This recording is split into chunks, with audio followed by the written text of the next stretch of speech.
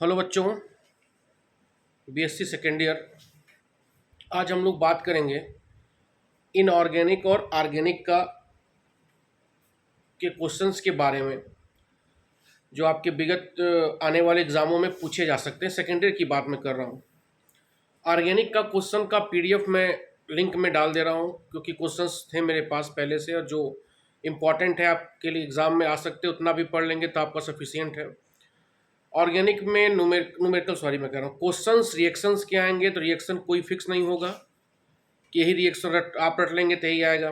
हर concept होता है, उसी कॉन्सेप्ट पे रिएक्शन अलग अलग आपका आ सकता है। ठीक है, बात समझ में आ रही है?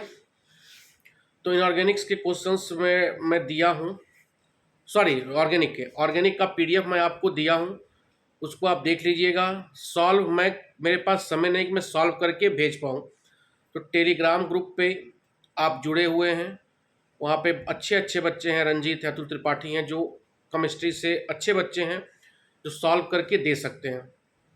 ठीक है, तो ऑर्गेनिक चाहे इनऑर्गेनिक की जो मैं बात कर रहा हूँ, इसमें क्वेश्चंस आपको रटा रटाया जनरली नहीं मिलेगा। कुछ ही चैप्टर के क्वेश्चन आपको रटा रटाया मिल सकता है। अब मैं बात कर रहा हूँ इनऑर्गेनिक का। इनऑर्गेनिक में आपके पास कुल 5 चैप्टर हैं। अगर आप 2 चैप्टर ठीक से तैयार कर लें, नहीं 2, केवल एक ही चैप्टर आप ठीक से तैयार कर लें, तो आपका 45 में 30 नंबर का क्वेश्चन एक ही चैप्टर से हो जाएगा, और वह चैप्टर है कोऑर्डिनेशन कंपाउंड। अब कोऑर्डिनेशन कंपाउंड में क्वेश्चंस बन सकते हैं, कॉन्सेप्ट पर बन सकते हैं। जैसे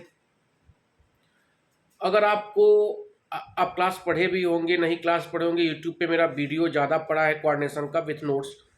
इफेक्टिव एटॉमिक नंबर निकालने के लिए कम से कम 2 कॉम्प्लेक्स देगा, पूछेगा calculate the EAN of the following compound. तो Z minus x plus NY formula होता है। इस फार्मूले से आप कॉम्प्लेक्स का इफेक्टिव एटॉमिक नंबर निकाल सकते हैं। तो बहुत से कॉम्प्लेक्स दे सकता है, मैं कितना कॉम्प्लेक्स इंपॉर्टेंट बना के दे पाऊंगा, तो इसी कारण से मैं लिख नहीं रहा हूँ, बस मैं बात करके डिस्कशन कर रहा हूँ कि यह पॉइंट आप पढ़ लो। इफेक्टिव एटॉमिक नंबर हो गया।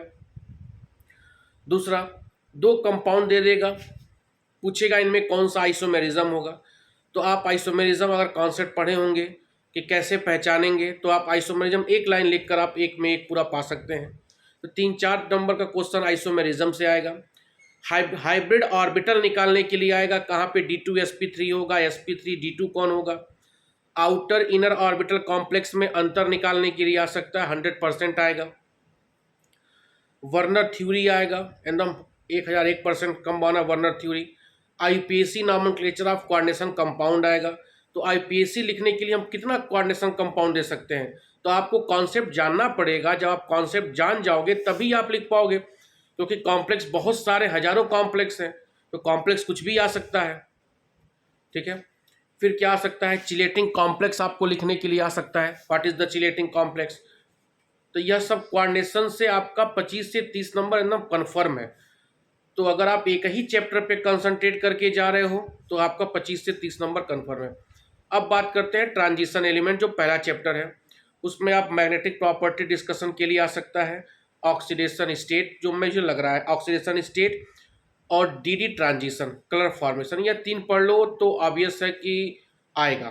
ठीक है, फिर उसमें छोटे क्वेश्चंस क्या बन सकते हैं ट्रांजिशन में, Cr3+ आयन दे दे, Ti2+ आयन दे दे, Mn+5 आयन दे दे, पूछेगा calculate the number of unpaired electron, कक्षा 11 की चीज़ है।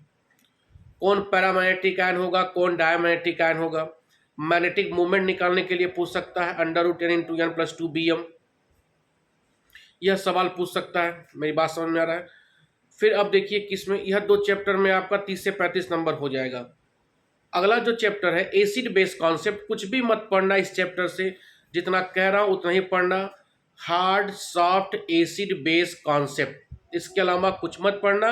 और application of HSAB principle, acid base concept से केवल 2 टॉपिक आप तैयार करेंगे, hard soft acid base concept और एप्लीकेशन ऑफ HSAB प्रिंसिपल। बातों को ध्यान से सुनिए, लिखते चलिए और आपको आंसर मिलता जाएगा। ठीक है, एक सवाल इसमें और आ सकता है, बोरान ट्राईफ्लोराइड BF3 क्यों वीक एसिड होता है। BF3 क्यों वीक एसिड होता है BlCl3 और BbR3 के तुलना में? क्योंकि BF3 में पी पाई बैक बॉन्डिंग बनता है, तो उस बैक बॉन्डिंग के कारण बोरॉन का ऑक्टेट कंप्लीट हो जाता है, इलेक्ट्रॉन लेने की टेंडेंसी कम हो जाती है। मैंने क्लास में डिस्कशन भी किया है, बात समझ में आ रहा है? और इस पे मैंने एक वीडियो भी बनाया है, BF3 is a weak acid, आप सर्च करोगे तो मिल जाएगा प्लेलिस्ट में। इसके अलावा जरूरत कुछ भी पढ़ने की जरूरत है। नॉन एक्वस सॉल्वेंट से आप क्या पढ़ोगे? लिक्विड अमोनिया का अमोनोलिसिस पढ़ लेना, न्यूट्रलाइजेशन रिएक्शन पढ़ लेना, auto ionisation of liquid ammonia, liquid sulphur dioxide. मतलब अगर आप चाहोगे तो 2 घंटे में, अगर पढ़े अच्छे से पढ़े हो, 2 घंटे में आपका इनऑर्गेनिक तैयार हो जाएगा। अब आते हैं इलेक्ट्रोड पोटेंशियल पे। 3 सवाल है, मैग्नीज का, आयोडीन का और ब्रोमीन का। 3 बड़े न्यूमेरिकल हैं, वो आप देख लीजिएगा, टॉपर से या केपीएस से आप देख लोगे तो काम चल जाएगा, ठीक है। और इलेक्ट्रोड पोटेंशियल एक सवाल और आता है, ईएमएफ डायग्राम क्या होता है और इसके एप्लीकेशन को समझाइए। What is the EMF diagram? Describe the application of EMF diagram, ठीक है। यह लॉन्ग क्वेश्चन लिखने के लिए पक्का आएगा। डिस्प्रोपोनेशन पे भी रिएक्शन आते हैं। इलेक्ट्रोड पोटेंशियल पे मैं एक वीडियो बनाया हूँ, न्यूमेरिकल का नहीं बना पाया था, लेकिन कॉन्सेप्ट अगर समझे तो न्यूमेरिकल आप सॉल्व कर लेंगे। तो यह कुल इनऑर्गेनिक का था। इनऑर्गेनिक अगर आपका कल एग्जाम है तो अगर आप आज 4 बजे से तैयार बैठोगे तो 9 बजे तक अगर आप क्लास किए हो प्रॉपर वे में तो, और आपने कुछ भी नहीं पढ़ा है तो जितना मैंने यह कॉन्सेप्ट और यह टर्म बोला है, केवल यही टर्म आप पढ़ लोगे तो भी आपका काम चल जाएगा इनऑर्गेनिक में। और ऑर्गेनिक में का क्वेश्चंस मैं दिया हूँ। ऑर्गेनिक क्या होता है? रिएक्शन कुछ भी दे सकता है, कुछ भी रिएक्शन कार्बोहाइड्रेट का हो सकता है, कार्बोहाइड्रेट का HCN से रिएक्शन, ओसाजोन कैसे बनाएंगे, यह सब पक्का आने वाला है कि ग्लूकोज से ओसाजोन कैसे बनता है, HCN से रिएक्शन क्या होगा।